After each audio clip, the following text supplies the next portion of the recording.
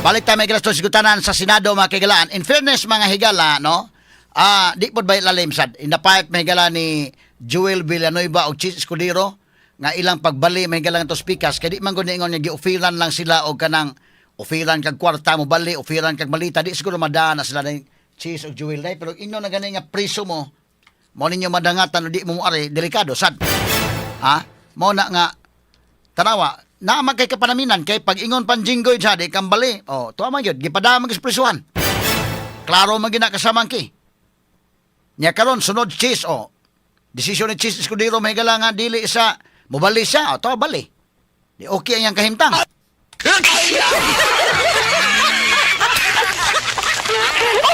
So si Joel Villanueva iya pong ginahuna may gala og gisa ang sundon si Jinggoy ba ang sundon mapreso siya o sunod siya si Escudero, okay. Hayahay, tagad, pagka-komitiba inig kahuman. So, imo nang ginahunag mayo. Kay grabe man ang presyon nila, matod pa ni Cayetano Mahigala, grabe man ang pagpanghulga yun. In fact, niya pa gani Mahigala, pamahayag si Senator Rodante Marcolita, mura gani po tripan sa si Marcolita, day. Delikado sa gani kan Marcolita sa. Kinasa si Ruben Padilla, Mahigala, mahurot din ka-preso ni Slag, dili na mo balis pikas. Ato paminahon si Senator Rodante Marcolita nga nibutyag mga kagalaan sa iyang comments labot sa hearing kagahapon o katong ilang himo di naman tumatawag og hearing kay wa man to mahigala mga senators nga dito. Pero iyang comments mahigala labot sa nahitabo kagahapon sa mga ex-marines nga dunay ilang mga gipangyagyag kagahapon. Ato paminahon si Senator Rodante Marcolita. Ngayong araw ay narinig po ninyo ang pagpapahayag at mga deklarasyon at testimonya ng mga dating sundalo na nagpasya na magkatipon-tipon tungkol sa maanumalyang flood control projects na kinapalooban ng maraming pagdideliver ng napakaraming mali-malitang salapi sa iba't ibang mga tao at opisyalis ng ating bansa. Yan po ang sinasalamin sana mga kababayan ng dapat na nangyari na inaakala naming huling pagdinig sana ng opisyal na Blue Ribbon Committee na aming Senate noong June 11, 2026. Hindi nga po natuloy yun mga kababayan dahil nung matunugan ng ibang mga kasama namin na kami magdadaos uli ng panghuling hearing na lang ng Blue Ribbon Committee ay sinabi nila na mayroong security threat ang Senado at ang aming mga kawani ay sinabihan nila na mag-work from home na lang.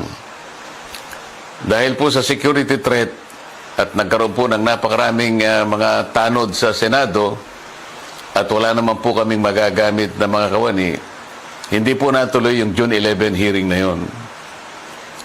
At nang dahil doon, ay nagpasya ang mga kumukup-kup dun sa 18 at higit pang mga dating sundalo na maggawa na lang ng papapahayag na ginawa nga nila sa araw na ito. Yan pong mga narinig nyo sa araw na ito ay siyang dapat na marinig po ninyo sa isang pagdinig ng Blue Ribbon Committee na ang representasyong ito ay matagal na pong itinalaga ang kanyang kakayahan na siya ang manguna na matukoy po natin ang mga taong nasa likod ng napakamalaganap at napakamalaking nakawan sa salapi ng bayan na ganap po sa kasaysayan ng ating republika. Nang dahil po dyan ay marami po ang nagkaroon ng galit sa inyong lingkod at ako po ay kinasuhan nga ng kahit mga imbentong mga kaso. At maaari pong isang araw, hindi po natin alam kung ngayon o bukas sa makalawa ay iahain po sa akin ang warrant of arrest upang ako po ay arestuhin upang hindi ko na maipagpatuloy ang aking gustong mangyari na matukoy po natin ang mga may kagagawan ng lahat ng ito at mapanagot natin sila. Okay, so mo ni mahigala pamahayag ni Senator Rodante Marcolita nga posible sad siya mo isunod nga magawsan og warrant of arrest mga higala por bida. Sige, ato lang sundan mga kahigalaan. Padayon na to mga higala ug mga adlawan na lasad. Sa atong pagmanuban ining atong tulumanon ug inyong tulumanon.